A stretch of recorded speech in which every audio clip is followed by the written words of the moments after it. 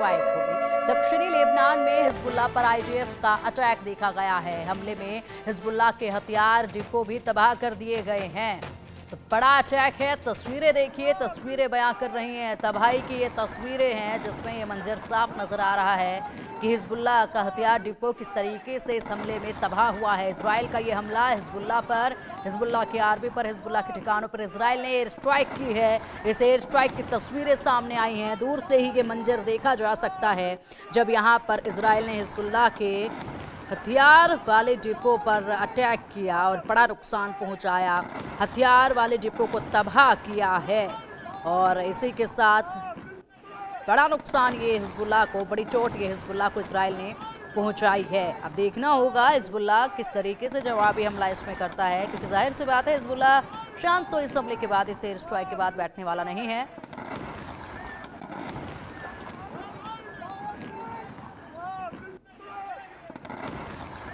ये गड़गड़ाहट आप सुन रहे हैं, ये आवाज़ आप सुन रहे हैं जो बयां कर रही है इस वक्त किस तरीके से ये बड़ा अटैक जो है किया गया है।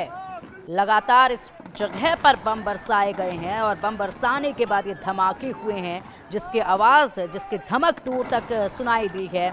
इसी के साथ ये जो रोशनी आसमान में देख रहे हैं तबाही की है, ये भी सुनाई दी है। इजरायली वायुसेना ने दक्षिणी लेबनान में ईरान समर्थित चरमपंथी संगठन हिजबुल्लाह के ठिकानों को ये निशाना बनाकर बड़ी एयर स्ट्राइक की और हमले किए हैं। इजरायली सेना ने हमले की जानकारी खुद दी है और साथ ही हिजबुल्लाह के हथियार गोदाम और रॉकेट लॉन्च साइट को निशाना इसमें बनाया गया है। हिजबुल्लाह से जुड़े तमाम जो ठिकाने जो उन्हें मजबूती देते हैं उन्हीं को निशाना बनाया गया है, उन्हीं पर यह अटैक किया गया है, उन्हें ही यहाँ तबाह किया गया है। यहाँ बताया गया है कि कम से कम 20-30 अलग अलग धमाके सुने गए हैं। 20-30 सोचिएगा ज़रा, 20-30 अलग अलग धमाके सुने गए हैं। बड़ा नुकसान पहुंचाया गया है। ये धमाके इजराइल और हिजबुल्लाह के बीच संघर्ष विराम समझौते पर हस्ताक्षर करने के बाद सबसे बड़े हमले हैं। जो समझौता हुआ, जिस पर साइन हुए, उसके बाद अब ये जो अटैक किए गए, जो धमाके किए गए, ये उस समझौते पर हस्ताक्षर करने के बाद सबसे बड़े धमाके हैं। अल मायादीन ने अपनी रिपोर्ट में हमलों को लेबनान और इजराइल के बीच संघर्ष विराम समझौते का एक नया उल्लंघन बताया था।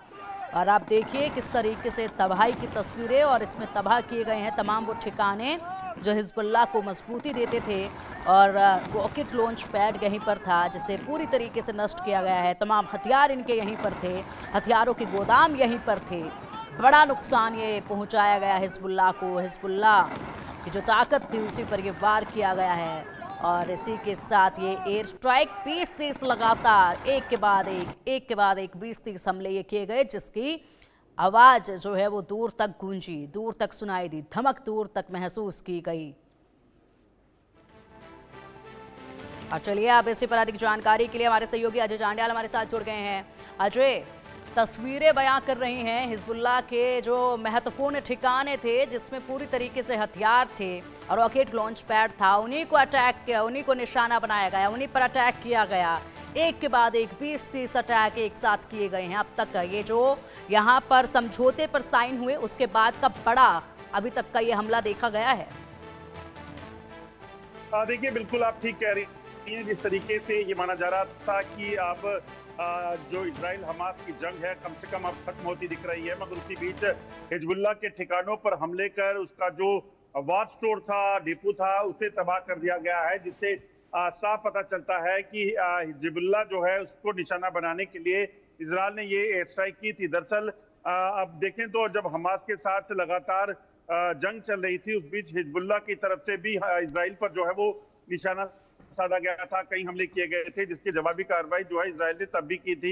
और अब ताजा हमलों में जो है इजराइल ने हिजबुल्लाह के वो ठिकाने ध्वस्त किए हैं जहां पर उनका आर्मी का वार स्टोर रहता है, एम्यूनिशन डिपो रहता है, उनको तबाह किया गया है। और इसके पीछे का मकसद कहीं ना कहीं इस चीज को सुनिश्चित करना था कि अगर हमास और जो इजराइल के बीच में जो सुलह का सिलसिला चल रहा है, अगर वो नहीं पटरी पर आता है तो यकीनन उसके जो सपोर्टर हैं या फिर जो हिजबुल्लाह की कोशिशें थी पहले भी, उनको कम से कम वापस निस्तनाबूद करने के लिए ये एयर स्ट्राइक की गई है। जो जानकारी है उसके मुताबिक लगभग 2 दर्जन के करीब जो है बम अलग अलग इलाकों में डिपो में हिजबुल्लाह के ठिकानों पर डाले गए, जिसमें बड़ी तबाही का जो है वो आशंका जताई जा रही है। हालांकि हिजबुल्लाह की तरफ से अभी तक कोई आंकड़ा जारी नहीं किया गया है, मगर हम्म। माना जा रहा है कि ना सिर्फ उनका जो डिपो था वो, बल्कि इसमें कुछ कैजुअलिटीज भी हिजबुल्लाह की हुई हैं।